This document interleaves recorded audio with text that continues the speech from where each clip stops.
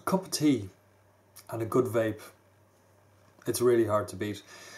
Particularly if that vape is off a Kayfun. Now, I've done a video on a Kayfun before, some of you may have seen it, and for me it's, certainly at the moment, it's my favourite atomizer of all of them, because it's got a tank on it, it doesn't leak, it's just a fantastic machine. Now, one thing, however, is sometimes the coiling on them can be a little bit tricky. Now, as I said before, I did a video before showing how to do a coil on it. And it's a great coil, it works really well. I've used it for quite some time now and it's never given me any problems. But I was just having a route around, and there's a chap called Navy Lifeguard in Germany. And he does very, very in-depth sort of technical reviews of, you know, various different items, but particularly things coming from Sfomesto, which the Kayfun is made by. Now, he spends a bit of time working out, you know, the best way of doing things, and he's come up with a new coil. And I got in touch with him. It's the review is only in German at the moment, so I got in touch with him and I asked him if he'd mind if I did the review in English, and he said absolutely no problem at all. So what I have to say here at the outset is this is not my invention. This is Navy Lifeguard in Germany. This is his coil. And it's called either the Navy Coil or what I prefer, the Navy Nest. Why the Navy Nest? Well, it'll become clear when you actually see how it works. So, without further ado, I think we'll go in closer and I'll show you how to put together the Navy Nest coil for the Kayfun. It's a cracking coil. It does a really terrific job. It's somewhat easier than some of the other methods out there. And here we go, and let's see what it's like. Right, well, what do we need to make the Navy Nest coil? Well, a ruler, because what we need to do is actually measure out these to 10 centimeters. So we've got a ruler, we've got a 0.20 canthal. Now you can change that depending on what ohm outcome you want from this. I'm opting for something around 1.6, something like that, 1.6 ohms. We've got 3mm silica here. Now, I haven't tried it with Eco-Wool yet, but I'm sure it would work probably just as well, but this is just a standard silica. Nail clippers or sharp scissors, something like that, to be able to cut the wick and also the wire. Then we've got a micro flathead screwdriver, a micro Phillips head or crosshead screwdriver, and then obviously the Kayfun as well. So there are the various different elements that we're actually going to need. So what I do is move those away and then we can start the process. Right, one of the first things, by the way, when you are making a coil is you should always wash your hands, because, you know, silica like this, you know, it's a wick, it wicks stuff, and if your fingers are slightly oily or whatever, it'll essentially absorb it all, and that can have a big effect on the taste and can take quite a while to actually get back out of it. So always wash your hands beforehand. Now, with the Kayfun, I'm sure some of you have probably noticed that sometimes getting this bottom part off here can be a little bit problematic. There's no knurling on it, and as such, you know, it can be a little bit slippy, so you can't quite get a grip on it to actually unwind it. So what I use is just a piece of kitchen rubber glove, which just means that you'll always be able to get a grip on it. So all you do is just wrap it over the end. That gives you the grip to get your first turn on it, and that's it. Then you can just open it up, no problem at all. So there we go. We'll take this out. We can leave the rest of it as it is for the moment. Take the chimney off. And then this cylinder here. So that comes off. Now what I tend to do is I use that as a little stand to actually put the base or the deck of the Kayfun on. It's just kind of handy that way. So first thing for us to do is just to untighten the screws here.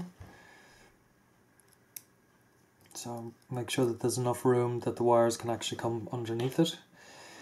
Move that to the side. Just go in maybe just a little bit closer here. Now, our wick. Our wick is 10 centimeters long.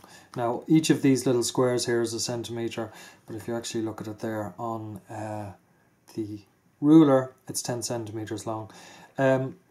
The wire, it's not so important that it's the same length, but it's just, I've just done it to 10 centimeters as well. Now we're not going to use all of these 10 centimeters. There is a little bit of room on this to actually cut a piece off at the end, so you'll see that as it actually happens. So as I said before, I'm looking for something around, around the 1.6 ohm mark. You can change, obviously, the outcome, the ohm outcome of this by changing the wire using a lower resistance wire or whatever. But for me and for my vaping style, if you like, I always like it around the sort of 1.5 to 2, that sort of mark, somewhere like that. Okay, so what we're going to do to get that 1.6, 1.7 outcome, we're going to need to do a 6-7 wrap. So that means it's going to be 6 on one side, 6 coils, and then 7 on the other side, because we will have the ends coming out on either side. So one end coming out one side, one end coming out the other side, because that's the way that we'll need to do it to actually fit it onto this deck. So we want our coil, which is probably going to be, around 1 centimeter long in the middle. Maybe actually a little bit less than 1 centimeter, but we want to have it as centered as we possibly can.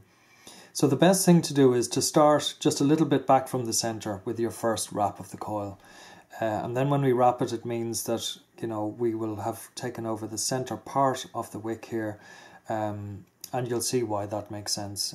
Now, different people do this in different ways. My particular way, I always start on my right hand and just basically pinch the wire between my 2 fingers and the wick, and then pull the first one round like this. Now that first one's always the trickiest one, for me anyway. So once we've got that, then we can start to actually wrap the other ones. Now take your time on this. It's no big race, you're not again working against the clock or anything. What we want to do is just get nice, neat coils going around this. Also, we don't want to strangle the wick, so you don't want to be pulling it so hard that it's going to constrict flow going through the wick subsequently. So let's see what we have got there, how many we've got. Now we've got 1, 2, 3, 4, 5, 6, 7 on that side, and 1, 2, 3, 4, 5, 6 on this side. So that's what I want.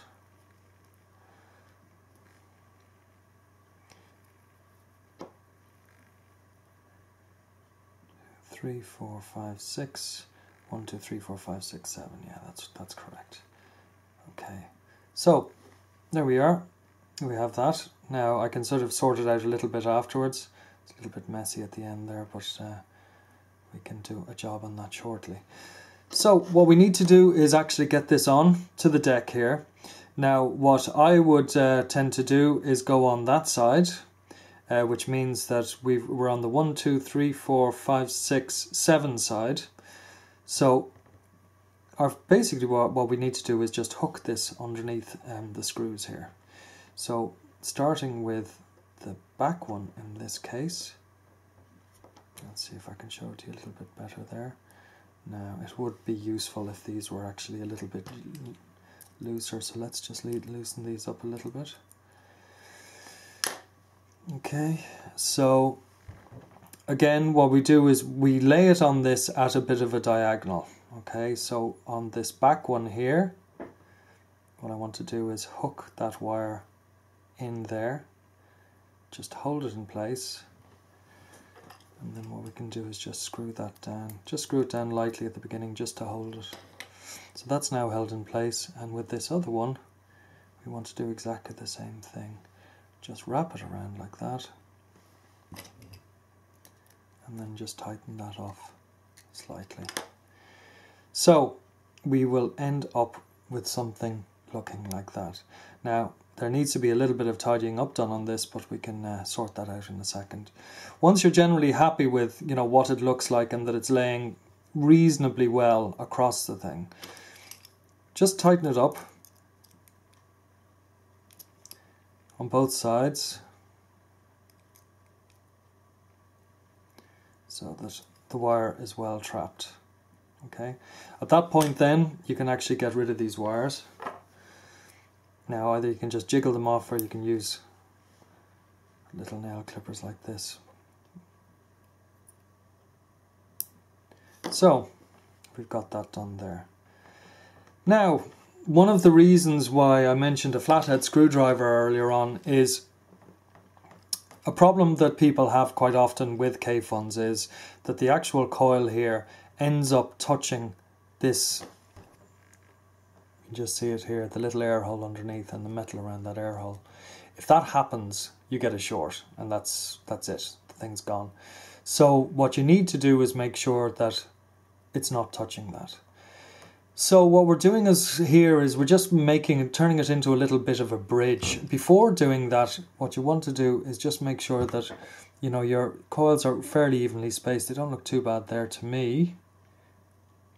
But once you've got that, just twist it around a little bit and then put your screwdriver underneath and just lift it up gently. Okay. So that means now that you have a bit of a gap, probably see it there, underneath between the coil and the actual air hole. Now just center that so that it's going right the way across the air hole like that. And that then means you'll get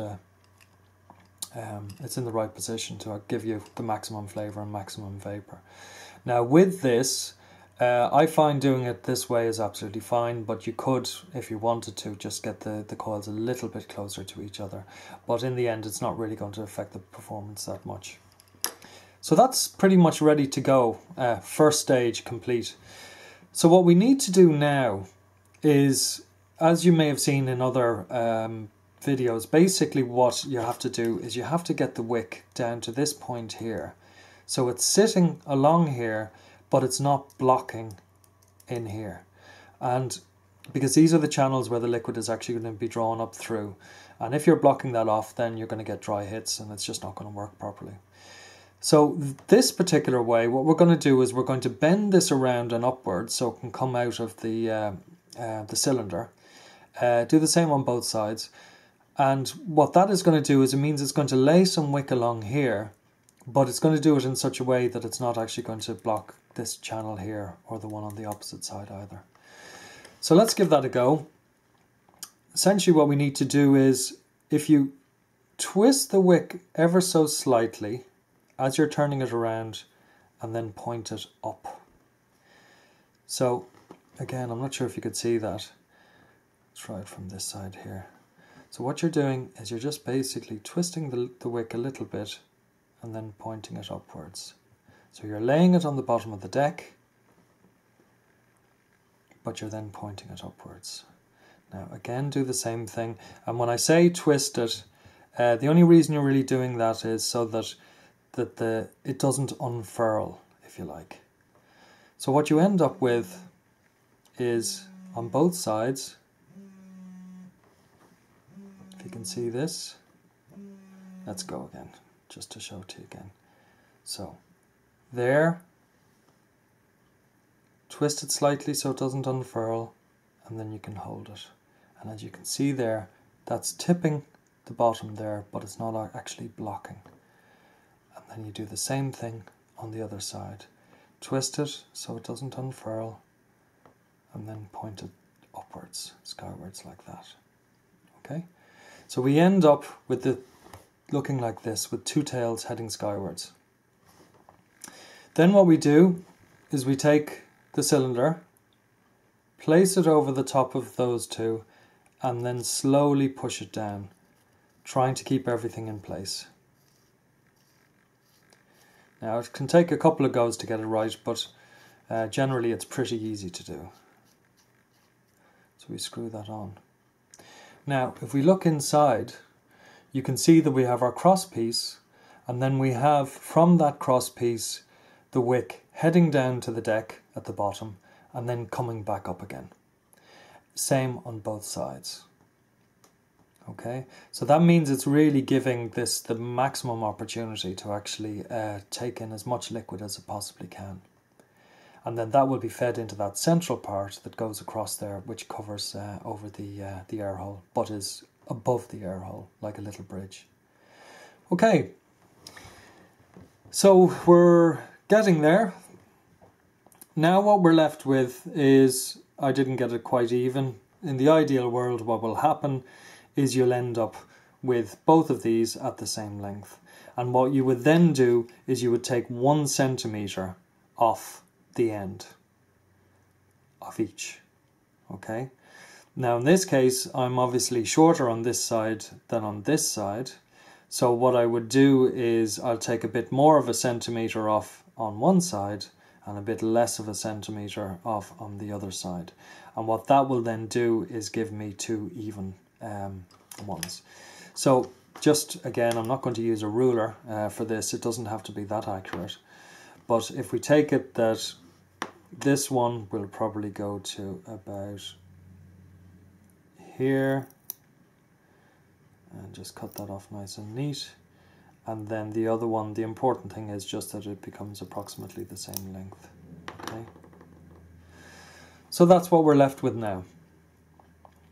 Now what we're going to do is we're going to basically fold this top here down so that it actually runs around there, and we're going to fold this one down so it runs around there. Now again, as ever with these things, you don't want to pack the wick down. It just can sit, you know, fairly gently. It will wick. You really don't need to pack stuff down, because if you do pack it down too much, essentially what it'll do is it'll block the channels. So let's try and get this down. It's usually slightly easier to use a flat head. So again, twisting it so that it doesn't unfurl, we just basically poke this down. Let's see. Poke that down like that.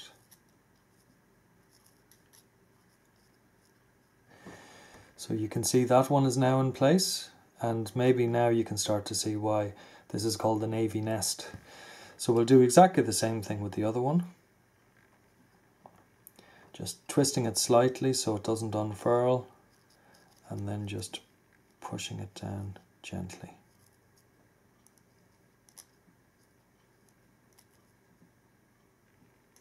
So that's all in position now, and now I think you can see why the Navy nest is called the Navy nest. That's exactly what it looks like. So essentially what you have is the wick is taking the liquid from the bottom, from the base, just by the channel.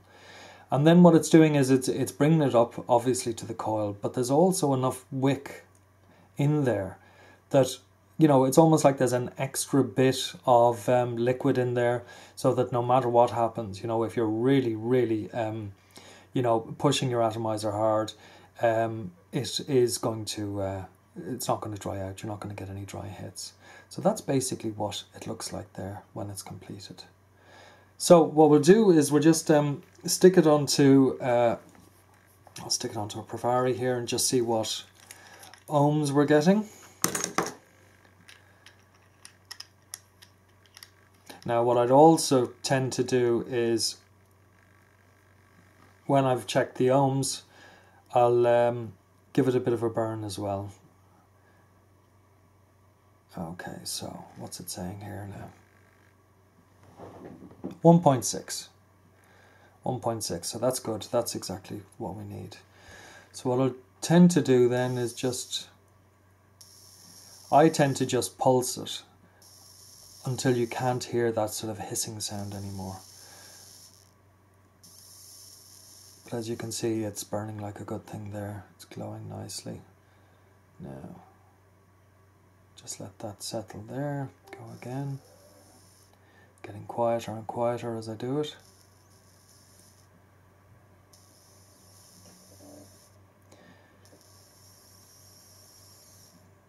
And I think that's pretty much it.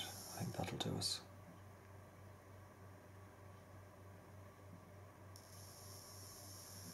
Okay, so let's put in a little bit of liquid. Now what I have here, just so you know, is from the House of Liquid. and it's from their Cellar range, and it's called Reserve. Very, very nice. This is a sort of cigar-y flavoured tobacco vape, 12 milligram, very, very nice. So what I'll do is I'll just pop a little bit of that into this. Just put in a couple of drops, just enough to wet it. You can see there, just a couple of drops. Which is never easy with a syringe. That should do it there, I think.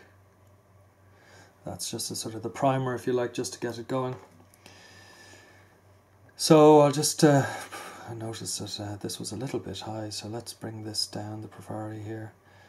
We'll bring it down to say about 3.7, 3.8, that'll do. So let's give it a go here. As you can see, that's doing exactly what it's meant to do. No worries there at all. So let's put it together. Again, just final little check on the inside. You can see one of the sides there has raised a little bit. What you really want is that down to around the level of the bottom of the threads that are on the inside there. So something like that there should be just about right. Okay, pop this back on.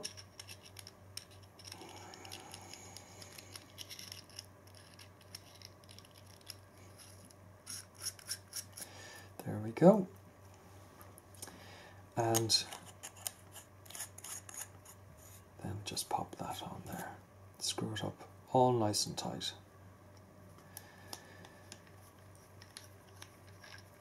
Then we'll give it a bit of a fill.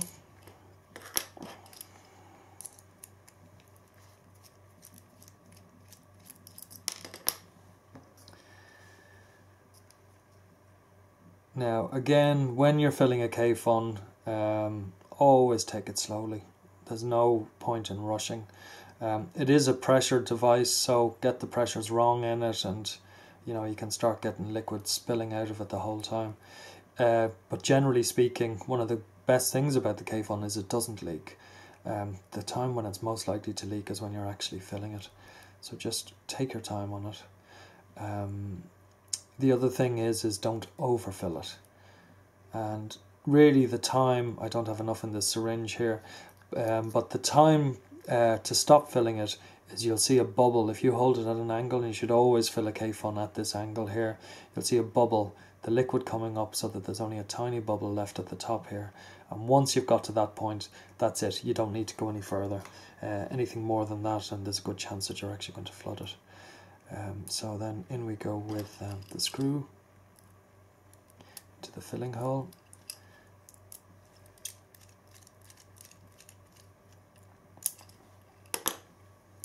And that's it. That's the coil complete. So what we'll do is let's stick it back onto this here. And we'll give it a vape.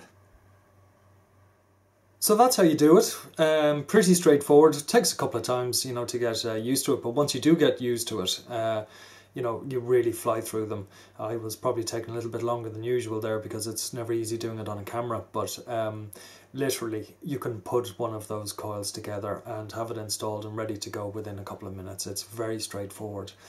What I tend to do is once you've actually got it loaded up, you can see you've got your little air hole at the side here. It's usually worth giving it a couple of little sort of primer pulls, if you like. If you put your finger over that air hole and then take a bit of a drag on it, what it will do is it'll actually suck liquid into the chamber. And what that'll do is obviously saturate the wick. Now, do it too much and you flood the whole thing. But if you're just a little bit careful with it, just a couple of short little pulls with your finger over this, will actually prime it and get the liquid in there, so that when you actually start vaping, you know, you're not vaping trying to build the vapor up as you go. It means that it should be there pretty much immediately. So just try it here.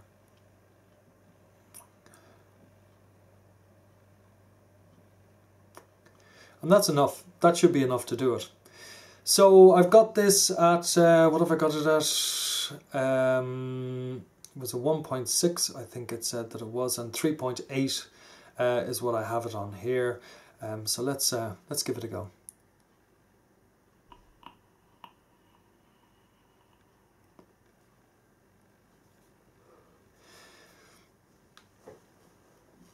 There's nothing wrong with that at all, is there?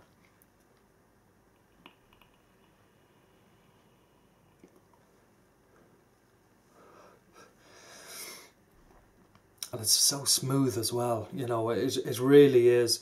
I've had a couple of these on the go now. I've got a couple of Kayfuns, and they've been on the go now for a couple of days. No issues with them whatsoever. No dry hits, no sort of scratchy taste to it at all. They've been wicking like a dream, and they've been working like a dream as well.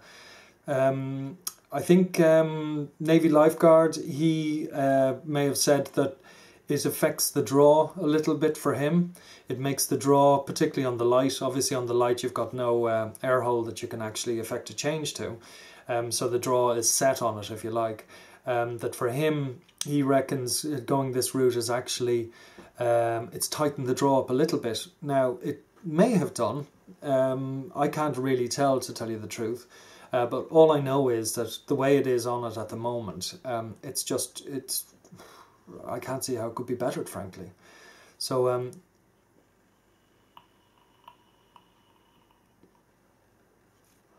yeah, it probably has tightened it a little bit, which is no harm. Now, I was happy with it the way that it was anyway. But, yeah, so all credit here has to go to Navy Lifeguard in Germany. It's his coiling method. He came up with it. All I'm doing is just trying to put it into English for anybody out there who doesn't speak German.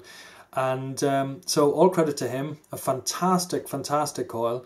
One of the best around.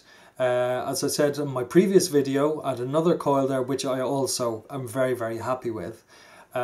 So, you know, which one's better? Possibly this one. Possibly this one, because I think with this one, no matter how hard you push it, it's not going to go dry on you, and I think that has to be a good thing. So there we go, the Navy Nest coil for the Kayfun, using 3mm silica, 0.20 Cantal in a Kayfun Lite. Absolutely terrific. So hope you enjoyed this, hope it makes some sense to you, and good luck with building your Navy Nest coil. See you again soon. Cheers.